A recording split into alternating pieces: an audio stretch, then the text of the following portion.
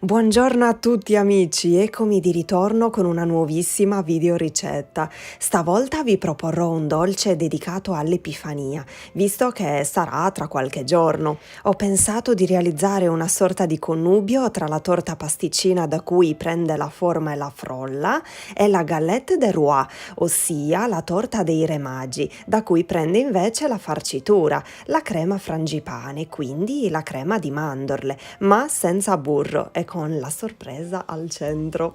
Insomma, qualcosa di estremamente fantastico, godurioso, unico e speciale, che farà felici sia grandi che piccini.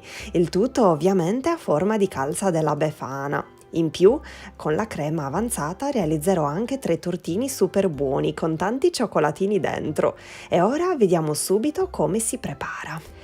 Ah, e volevo precisare che ho deciso di realizzare questa mia versione della torta dei re, poiché a casa in quel momento ero sprovvista di rotoli di pasta sfoglia, quindi ho pensato appunto di inventare questo dolce, ugualmente buono. Iniziamo dalla crema di mandorle. All'interno di un tritatutto o, come nel mio caso del bimbi, versiamo 150 g di mandorle pelate e le tritiamo fino a ridurle a farina. Versiamo la farina così ottenuta all'interno di una ciotola, mentre all'interno di un'altra ciotola versiamo 2 albumi, un solo tuorlo nella ciotola dove è contenuta la farina di mandorle e l'altro tuorlo lo metteremo da una parte perché ci occorrerà per la frolla che faremo dopo. Ora agli albumi uniamo un pizzico di sale e iniziamo a montare. Con le fruste in movimento uniamo piano piano e poco per volta 75 g di zucchero semolato e continuiamo a montare a neve fermissima.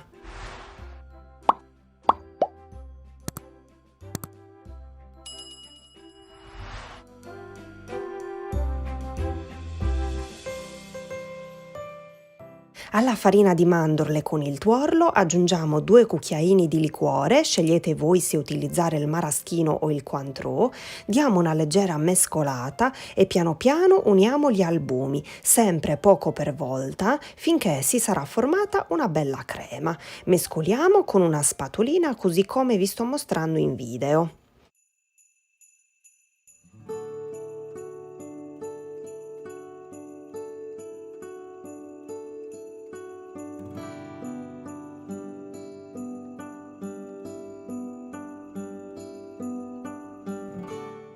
Eccola qui, vedete dal video come deve essere la consistenza? La mettiamo da una parte e ora ci occupiamo della frolla. All'interno di una ciotola versiamo il tuorlo avanzato da prima, vi ricordate? Più un uovo intero. Ah, scusate, non ho specificato, tutte le uova che utilizzo io sono uova grandi. Uniamo 100 g di zucchero, un pizzico di sale e la scorza di un'arancia biologica. Mescoliamo per qualche minuto con la frusta a mano.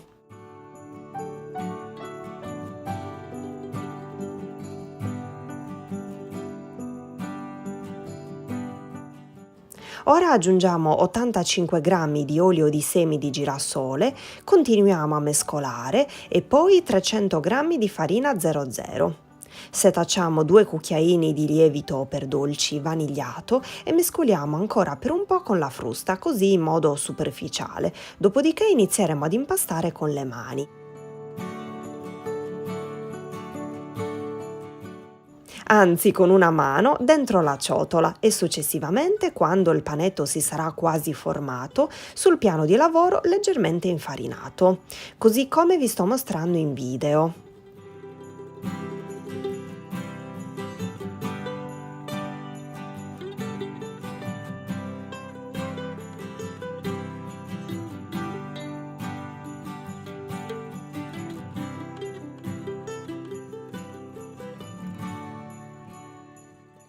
Questo tipo di frolla non necessita del riposo nel frigorifero, quindi è subito pronta per essere utilizzata.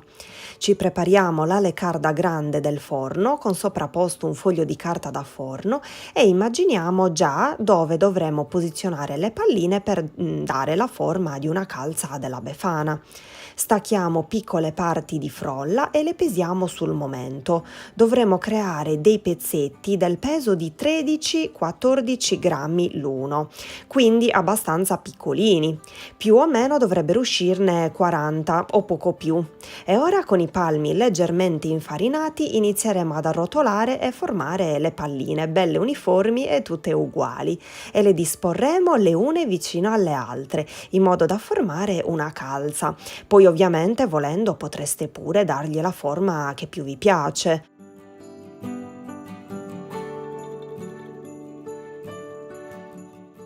Ecco, formata la nostra calza, guardate che carina!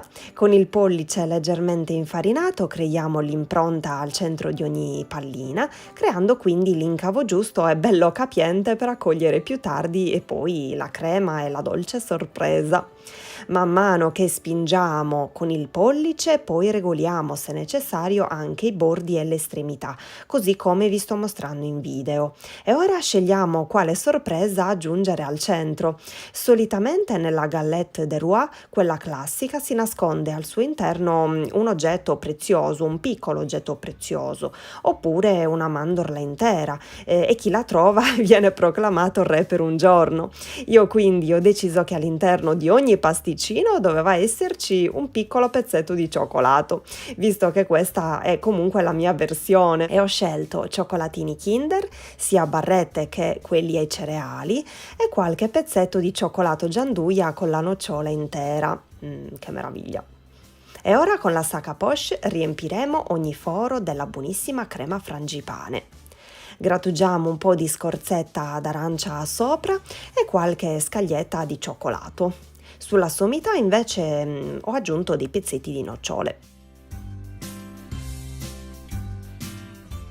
Ed eccola pronta per essere infornata. La cuociamo a 180 gradi per 15 minuti circa e ovviamente in forno già caldo, preriscaldato quindi. Attenzione a non farla scurire troppo perché deve restare morbida. Nel frattempo la crema avanzata la trasferiremo all'interno di 3 stampini da muffin unti con poco olio e all'interno aggiungeremo poi dei pezzetti di cioccolato. Qui non si butta via nulla. Comunque è stato secondo me geniale, proprio a parer mio, perché i tortini del re, chiamiamoli così, sono usciti formidabili, super morbidi e golosi e senza lievito. Vi ho dato anche a voi una bella idea? Che dite? Ecco appena sfornata la torta pasticcina a forma di calza della Befana e ora all'interno del forno cuoceremo i tortini, stessa temperatura per un tempo di 25 minuti circa, ma fate comunque la prova a stecchino. La torta dei Re Magi andrà servita così sulle tavole delle feste con qualche caramella o cioccolatino vicino e qualche mandorla alla mela e qualche pallina colorata sopra. Sono troppo contenta della riuscita di questo dolce, è veramente eccezionale, sia di gusto che di consistenza, con un buon profumo di arancia che la rende speciale, ideale per la colazione o per il pomeriggio con un buon tè. Ed ecco pronti anche i tortini. Li ho capovolti su dei piattini e guardate che bello come sbuca fuori il cioccolatino dal centro. Li ho decorati con mandorle a lamelle e qualche pallina colorata. E guardate la morbidezza. Provate entrambi e non ve ne pentirete. Quasi mi dispiaceva rovinare, tra virgolette, la calza della Befana staccandone un pezzetto dal tallone, ma per farvi vedere l'interno e ovviamente per mangiarla era necessario farlo. Guardate che meraviglia il cuore di questo dolce con il pezzettino di cioccolato che lo rende ancora più goloso.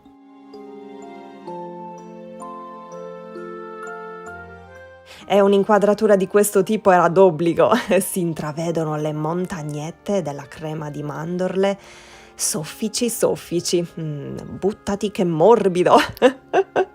Spero tanto che questa ricetta vi sia piaciuta, se la provate, ma non solo questa, mandatemi le foto che mi fa sempre tanto piacere poi ricondividere.